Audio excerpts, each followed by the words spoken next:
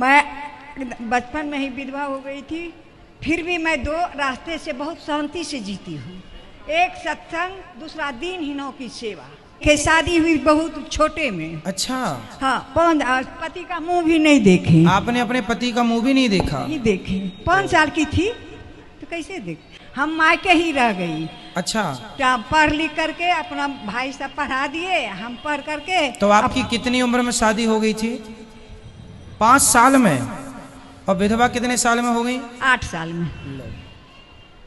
ससुराल नहीं गए और देखे भी नहीं। आप सभी चैनल को सब्सक्राइब कर लीजिएगा। जो भी YouTube पर देख रहे हैं चैनल को सब्सक्राइब कर लीजिए और शेयर कीजिएगा। तो राधे राधे दोस्तों, स्वागत है आपका हमारे YouTube channel reaction by Usha में। तो हम बात करेंगे आज ऐसी बुजुर्ग की जो 75 साल की है। 5 साल में ही उनकी शादी हो गई। शादी के बाद 8 साल में उनके पति एक्सपायर हो गए। इसके बाद उन्होंने पूरा जीवन अपना बस उसी के सहारे, अपने उसी पति के आधार पर काट दिया। इसके लिए गुरु जी देखो उनके विषय में क्या बात करते हैं। और आशीर्वाद दो अपने बच्चे को। आशीर्वाद देते हैं कि दीर्घायु रहे। इतना नाम आप दिए, साक्षात भगवान आप है। हम आपका कथा सुनते हैं तो लगता है और कौन से बोलो। हाँ, राधे राधे जी मैया, राधे राधे। आपके चरणों में कोटि कोटि प्रणाम। खुश रहिए। मैं बचपन में ही विधवा हो गई थी, फिर भी मैं दो रास्ते से बहुत शांति से जीती हूँ। एक सत्संग, दूसरा दीनहीनों की सेवा। यही जीवन में मेरे है और कुछ नहीं है। तो कितनी उम्र में आपके पतिदेव चले गए? पतिदेव मेरा मुंह भी नहीं देखे। शादी हुई बहुत छोटे में। अच्छा, हाँ, पति का मुंह भी नहीं देखे। आपने अपने पति का मुंह भी नहीं देखा? नहीं देखे। 5 साल की थी तो कैसे देख। उसके बाद डेथ कर गए, हम मायके ही रह गई। अच्छा, पढ़ लिख करके अपना भाई सब पढ़ा दिए, हम पढ़ करके। तो आपकी कितनी उम्र में शादी हो गई थी? 5 साल में। और विधवा कितने साल में हो गई? 8 साल में। ससुराल नहीं गए और देखे भी नहीं। उसी दिन से हम संकल्प कर लिए कि मेरे जीवन में नहीं कुछ है। जब मुंह नहीं देखे तो हम इसी रास्ते से उतर गए, सत्संग से। धन्य हो मैया, आप जैसी स्त्रियों को ही पतिव्रता कहते हैं इस धरती पे। और आप जैसी माताओं के दर्शन करने से ही पापियों के पाप नष्ट हो जाते हैं। इतनी बड़ी ताकत है। ये सती स्त्रियां हैं। देखो, सारी जिंदगी अपने पति की विधवा रह के गुजार दिया, लेकिन जीवन में किसी प्रकार का कोई दोष नहीं है। ये नारियां पूरी दुनिया घूम के देख लेना, केवल भारत में मिलेंगी, दुनिया में कहीं नहीं मिलेंगी। यही है भारत का गौरव। यही है भारत, जहाँ संयम है, जहाँ धैर्य है, जहाँ कोई विषय वासना नहीं है। ये किसी साधु, किसी संत, किसी सन्यासी से कम नहीं है। ये तपस्या है। हम सत्संग से जो जुड़ गई ना, इसीलिए कहीं किस पर ध्यान नहीं गया गुरुजी। जी मैया। और जो भी आए मेरे जीवन में दुखी, दीन दुखी। अब टीचर थी, रिटायर हो गई हूँ। अच्छा। 11 ईस्वी में।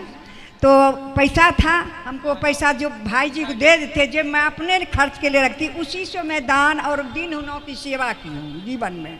और बहुत बड़ी शांति मुझे मिलती है। भागवत कथा से मेरे जीवन में बहुत कुछ मिला था। और इतना मिला था हमको सुख भागवत कथा से, जिसके चलते अथी में अथी लॉकडाउन जो लगा, आपका अचानक खोले, आपका दर्शन हो गया। मैं उसी दिन से इतना लगन में हूँ कि आपसे के द्वारा मुझे बहुत बड़ी जो अधूरी थी मेरी शिक्षा सत्संग से, वो पूरी हो गई। और पूजा पाठ में इतना मुझे लगन है कि उसका हम वर्णन तो भक्त बिहारी जी करेंगे, हम क्या करेंगे। अब जहाँ सत्संग होता था वहाँ चली जाती थी, बहुत दूर दूर। रात में होती थी, सुन करके चली आती थी, सुबह स्कूल जाती थी। अब तो मैं घर में रहती हूँ तो हुआ की उम्र तो गिर गया, 75 साल की हूँ। और लगता है कहाँ जाएंगे अब सत्संग सुनने। आपका जो टीवी पर खोल कर डेली कुछ नहीं, हमको कुछ है अब जो एक कथा, आपका कथा सुनती हूँ और जो आप बताए हैं उस मार्ग पर चलती हूँ। पूजा पाठ जितना विधि विधान है वही हम करती हूँ। मुझे जीवन में बहुत बड़ा सुख है। दुखी मैं नहीं हूँ, कि विधवा हूँ और कम कोई चाह, मुझे कुछ चाह नहीं हुआ जीवन में। मेरे लिए कोई सेवा हो तो बताइए, मैं क्या आपकी सेवा करूँ? कोई आप जो आज्ञा करेंगे मैं आपकी सेवा करूँगा। सेवा तो यही, आशीर्वाद दीजिए कि इसी लगन से मेरा आशीर्वाद तो आप दीजिए मेरी माँ। उसी लगन से हम चले जाएं। और अभी जो आई हूँ इतना मैंने आपने अपना लोक और अपना परलोक दोनों तैयार कर लिया। यहाँ आई जो हूँ आपसे मैं करवाने के लिए गोदानी।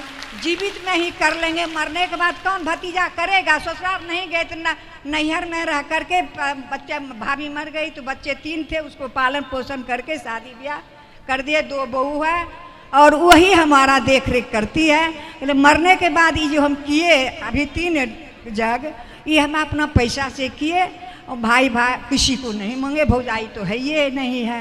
हमें तीनों बच्चों पूर्ण रूप से अपने आप को भगवान को सौंप दीजिएगा। बस सौंप दिए हैं। बस आपके कथा से तो इतना मैं प्रभावित हुई हूँ, उसका वर्णन हम नहीं कर सकते। और जब तक जीवन में रहूंगी तब तक आपकी कथा छोड़ूंगी नहीं। यही मेरा ध्येय है, मेरा विश्वास है, आत्मविश्वास। जी जी मैया, आप खुश रहें, हाँ, खुश सदा सुखी रहें। और आशीर्वाद दो अपने बच्चे को। आशीर्वाद देते हैं कि दीर्घायु रहे। इतना नाम आप दिए, साक्षात भगवान आप हैं। हम आपका कथा सुनते हैं तो लगता है आंखों से आंसू गिरते हैं। कितना रोते हैं हम आपकी कथा से, वर्णन से, गाना से, भजन से उसका वर्णन नहीं कर सकते। बहुत रोते हैं बैठ के हम। जब आप इस कथा का आता है अंश कोनो तो लगता है जी भर के रो लेते हैं, बैठ जाते हैं। धन्यवाद खुश रहिए, खुश रहिए। बेटा धन्यवाद है कि आप मुझे आशीर्वाद दे के परलोक को चला।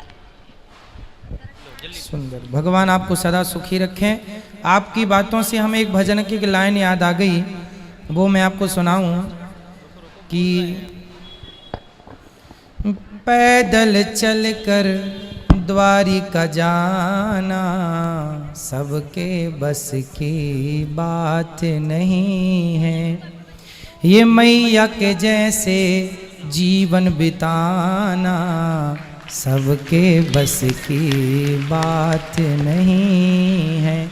कोई करोड़ों में एक महिला होती है ऐसी, जैसी ये माँ है। गौरी गोपाल आश्रम में भी एक माँ ऐसी हैं जो 8 साल में विधवा हो गई थी और वो यहाँ रहती हैं। और मैं बड़ा भागी हूँ कि मैं उनके चरण दबाता हूँ। यहाँ है वो। तो मैया खुश रहो, आप सदा सुखी रहो। बिल्कुल, आप जब चाहें ये बेटा आपका आपकी सेवा करने को तैयार है। ठीक है, इसलिए हमने आपसे पूछा था मेरे लिए कोई आज्ञा। यदि आप यहाँ रहना चाहें तो ये दास आपकी सेवा करेगा। राधे राधे गुरुजी। जी बेटा, राधे राधे।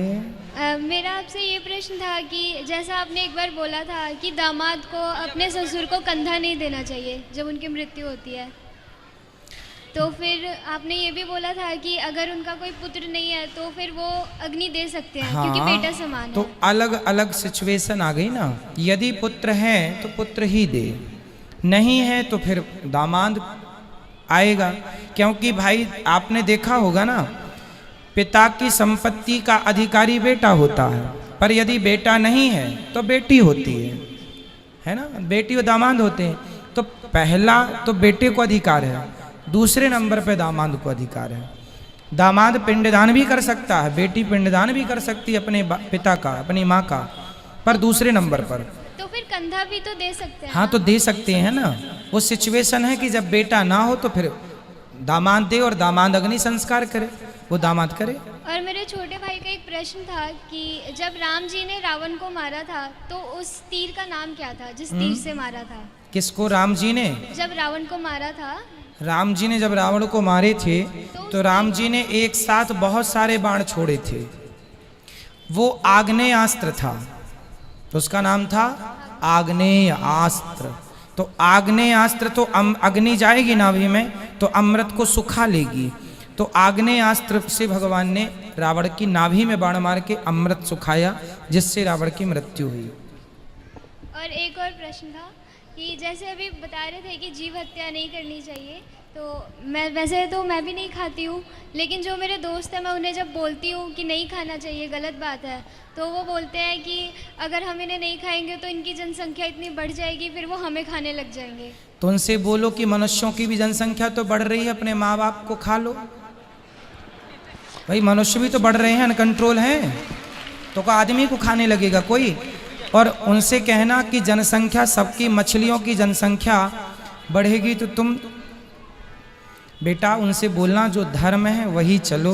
बोले जनसंख्या तो फिर बहुत लोगों की बढ़ रही, सबको खाओ।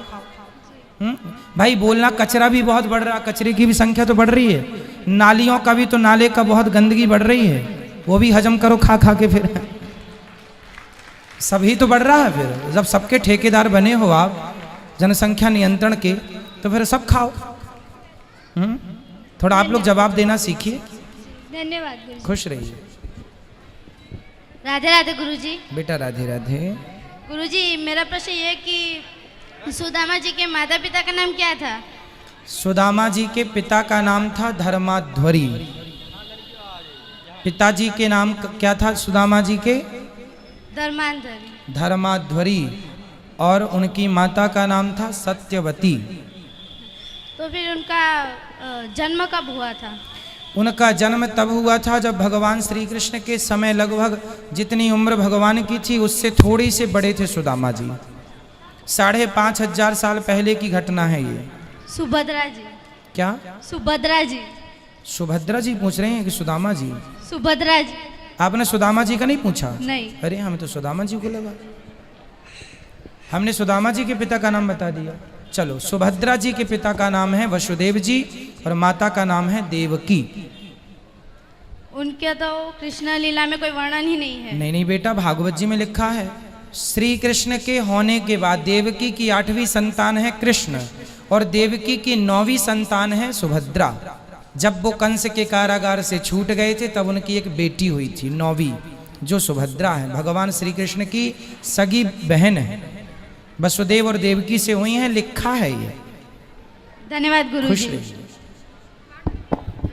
तो देखा दोस्तों, आज की वीडियो में गुरुजी ने उन बूढ़ी बुजुर्ग माता के बारे में क्या एग्जाम्पल दिया कि जैसे कि इतनी कम उम्र में उनके पति को गुजर जाने के बाद उन्होंने अपना इतना जीवन, इतनी लंबी उम्र ऐसे ही गुजार दी ताकि उन्हें कोई माया, कोई ममता, कोई मतलब मोह नहीं, और वो माया ममता मोह है तो वो उन्होंने अपने रिश्तेदारों में रहकर अपना जीवन काट दिया।